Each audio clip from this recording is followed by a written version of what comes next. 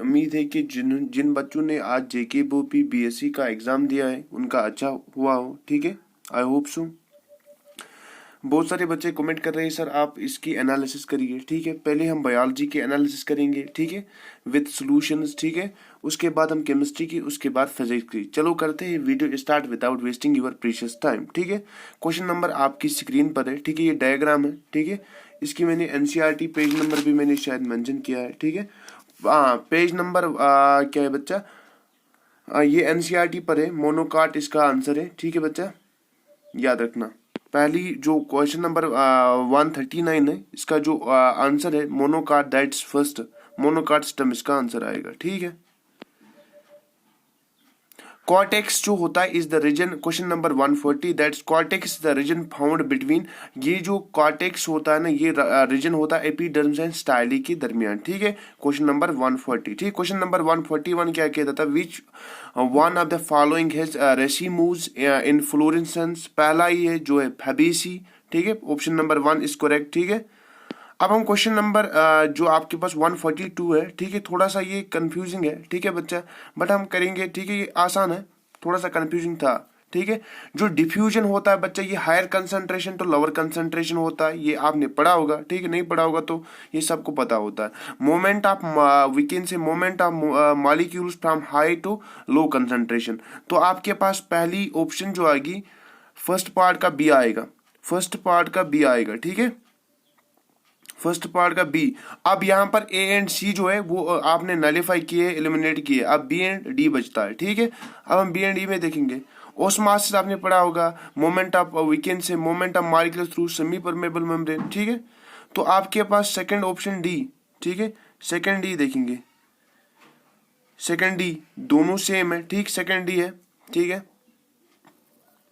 अब हम देखेंगे रूट प्रेशर क्या होता है बच्चा, pressure by which cut end of the system exudes xylem sap. ठीक है, तो आपके पास जो वी पार्ट है ना उसका ए आएगा, वी पार्ट जो है उसका ए आएगा, तो आंसर जो इसका सी आएगा बच्चा। ठीक है, अब if a pressure greater than atmospheric pressure is applied to the solution, its water potential increases। याद रखना, जो आपके पास वाटर पोटेंशियल होती है ना बच्चा, it is directly proportional to external pressure. ठीक है, जब आप प्रेशर बढ़ाएंगे, ठीक है, तो वाटर पोटेंशियल इंक्रीज हो जाएगी। इसका आंसर जो आएगा सी आएगा बच्चा। ठीक है,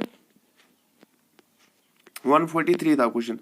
अब आपके पास क्या है 144, presently which view is considered best for trigger change in guard cells. अभी मैंने इसको डिस्कस नहीं किया है। ठीक है, वेट करते हैं इसका। ठीक है, which of the following is micronutrient, आपको पता है मैंगनीज जो है ये आपके पास कैल्शियम इसका आंसर आएगा। ठीक है, बाकी जो मॉलिब्डेनम है, जिंक है और मैंगनीज है, ये सारे माइक्रोन्यूट्रेंट्स है। ठीक है, मैक्रोन्यूट्रेंट्स। ठीक है बच्चा, नाइट्रोजन जो होता है is absorb by plants, is convert into nitrate, इसको हम नाइट्रेट के फॉर्म में कन्वर्ट करते हैं। ठीक है, अच्छा, in C4 pathway initial carbon dioxide fixation occur in the chloroplast of bundle sheath cell, guard cell, mesophyll cell. ठीक है, ऑल द अबव। इसका जो आंसर आएगा that is bundle sheath cell. ये एक कैरेक्टरिस्टिक प्रॉपर्टी है। अगर आपको कोई प्लांट देखना है कि whether it is C4 plant और नॉट, जो इसका आंसर आपको अगर उसमें बंडल शीथ सेल प्रेजेंट है तो वो क्या है, C4 प्लांट है। इसका आंसर भी सी आएगा बच्चा। ठीक है, तो which of the following is not function of oxygen, oxygen की क्या फंक्शन नहीं है। ठीक है, इसको आपको टिक करना है। आपको पता है ये केलस फॉर्मेशन को इंड्यूस करता है। ठीक है, और सेल डिवीजन को भी एनहांस करता है, एपिकल डोमिनेंस को भी मेंटेन करता है। तो इसका मतलब है ये डोरमेंसी को इंड्यूस नहीं करता। इसका ऑप्शन जो आंसर था, correct answer, that was inducing dormancy, इसका करेक्ट आंसर था। ठीक है बच्चा, अब fusion of male reproductive nucleus with the male reproductive nucleus, इसको हम फर्टिलाइजेशन कहते हैं। इसका आंसर सी है। एम्ब्रियो सेक जो होता है ये लोकेटेड इनसाइड द ओव्यूल आता है, ओव्यूल के अंदर होता है आपके पास एम्ब्रियोनिक सेक। ठीक है बच्चा, which of the following is not neuro transmitter, आपको पता है एस्टाइल कोलाइन ये भी एक न्यूरो ट्रांसमीटर है, एडेलिन जो है ये एक न्यूरो ट्रांसमीटर है, ट्रायोसिन भी एक ये। इसका जो आंसर आएगा that is glutamic acid. In humans at the end of the first meiotic division, जब पहले मियाटिक डिवीजन आपके पास जर्म मेल सेल जो होती है, जब इसकी पहली मियाटिक डिवीजन होगी बच्चा, ठीक है, तो आपके पास क्या बनती है बच्चा, सेकेंडरी स्पर्मेटोसाइट। क्या बनती है, सेकेंडरी स्पर्मेटोसाइट। फिर इसकी सेकेंड मियासिस होती है, तो आपके पास क्या बनता है, स्पर्मेटिड। ठीक है, स्पर्मेटिड। ठीक है बच्चा, तो इसका आंसर ए आएगा। ठीक है, 152 का ए आएगा। ठीक है, ठीक है बच्चा, तो आपका ये डिस्कस हो गया। ठीक, अब हम करेंगे question number 153। In human females myiasis second is not completed until, human female में जो होता है ना बच्चा, मियासिस सेकंड कंप्लीट होती है at the time of fertilisation. ठीक है, इसका आंसर जो था डी ऑप्शन था। बड़े second is not completed until, जो आपके पास ह्यूमन फीमेल होती है, इनकी जो मियासिस सेकंड होती है वो कंप्लीट तब तक नहीं होती है जब तक फर्टिलाइजेशन ना हो। तो इसका आंसर जो आएगा डी आएगा। जो आपके पास budding is a method of asexual reproduction, hydra, आपने पढ़ा होगा, कोई क्लियर। अब ये आपकी एनसीईआरटी के डायग्राम, ऐसे जो रिप्रोडक्शन ऑर्गेनिज्म है, ये जो है ये डायग्राम किसकी होती है, गीम्यूल फॉर्मेशन होती है स्पॉन्ज में, इसी के एग्जांपल है। ठीक है बच्चा, आपके पास पता फंक्शन है question number 156, that is function of copper ion in copper releasing IUDs. जो कॉपर आयन रिलीज होते हैं कॉपर आयोडी में, उनका काम होता है कि जो मोटिलिटी होती है ना स्पर्म की, वो कम करे, और फर्टिलिटी कैपेसिटी जो होती है स्पर्म की, उसको भी कम करा जाए। ठीक है बच्चा, 156 इसका आंसर आ जाएगा। ठीक है बच्चा, इसका आंसर आएगा सी। 156 का आंसर आ जाएगा सी बच्चा। विच one of the following is not sexually transmitted disease, syphilis भी सेक्सुअली ट्रांसमिटेड डिजीज है, एडिस भी सेक्सुअली ट्रांसमिटेड डिजीज है, गोनीरिया भी ट्रांसमिटेड डिजीज है, तो इसका आंसर आएगा ए। ठीक है, आपके पास ट्राइसोमी या क्रोमोसोम नंबर 21 लीड्स टू, आपके पास ये डाउन सिंड्रोम आएगा, इजी है बच्चा। 158 का भी आंसर आएगा। अब आपके पास population will not exist in Hardy Weinberg equilibrium if, आपको पहले कंडीशन 5 फैक्टर अगर कांस्टेंट रहते हैं ना, उस वक्त हार्डी विंगर प्रिंसिपल वैलिड होता है। पहले म्यूटेशन नहीं होनी चाहिए, ठीक है, पॉपुलेशन स्मॉल होनी चाहिए, ठीक है, इंडिविजुअल मेट्स सेलेक्टिवली, कोई प्रॉब्लम नहीं है, पॉपुलेशन माइग्रेट नहीं करनी चाहिए। इसका आंसर जो आएगा वो स्मॉल पॉपुलेशन के लिए वैलिड होता है हार्डी विंगर प्रिंसिपल। यहाँ पर ये लार्ज पॉपुलेशन है, तो इसका आंसर ये आएगा। ठीक है, बी आएगा बच्चा। ठीक, अब हम करेंगे दूसरा question. The forelimb of cat, lizard used in walking, forelimbs of whale used in swimming, and the forelimb of bat used in flying are example of homologous organs। ये हम 10th क्लास से पढ़ते आ रहे हैं। ठीक है बच्चा, जो आपके पास एडल्ट होते हैं ना, एडल्ट ऑफ वचेरिया बनक्राफ्टिया जो होता है, वो लिम्फेटिक सिस्टम को अटैक करते हैं, जो लोअर लिम्ब होते हैं ना, उसी को इन्फ्लेमेशन करता है। ठीक है, ये आपके पास ह्यूमन हेरिटेज डिजीज का क्वेश्चन है बच्चा। ठीक है, इसका आंसर आएगा बी पार्ट। ठीक है, पिक द स्टेटमेंट करेक्ट, ये मैंने नहीं सॉल्व भी किया।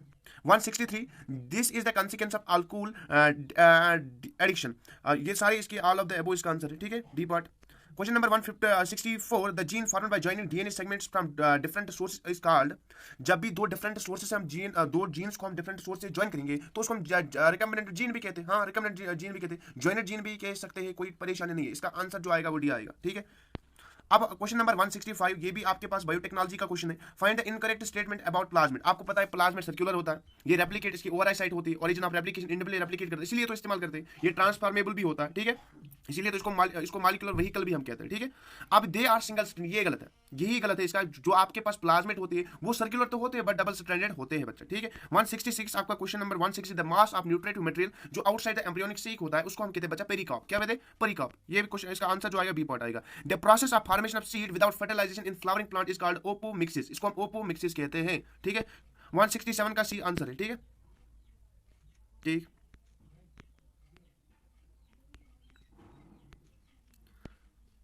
अब हमारा question number 168, what is the means of segregation in law of segregation. अब ये सेग्रीगेशन का मतलब है जो लॉ ऑफ सेग्रीगेशन होता है at the time of gamete formation, जो गीमेट होते हैं सेपरेट होते हैं, ठीक है, इंडिपेंडेंटली। ठीक है, इसका मतलब जो आपके पास एलील्स होते हैं वो सेग्रीगेट होते हैं। ये सर, इसका आंसर जो आएगा ए आएगा। ठीक है, अच्छा क्वेश्चन था।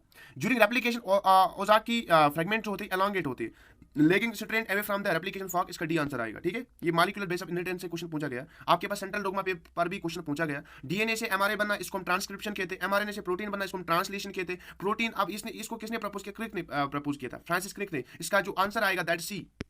आपके पास which one of the following is considered as stop codon, जो आपके पास स्टार्ट कोडॉन है ना, दैट्स एयूजी, ये सबको पता होता है मुझे लगता है। अब आपके पास लेक ऑपरान जो होता है ये कब टर्न ऑन होता है, जो आपके पास लैक्टोज होना चाहिए वो ज्यादा होना चाहिए ग्लूकोज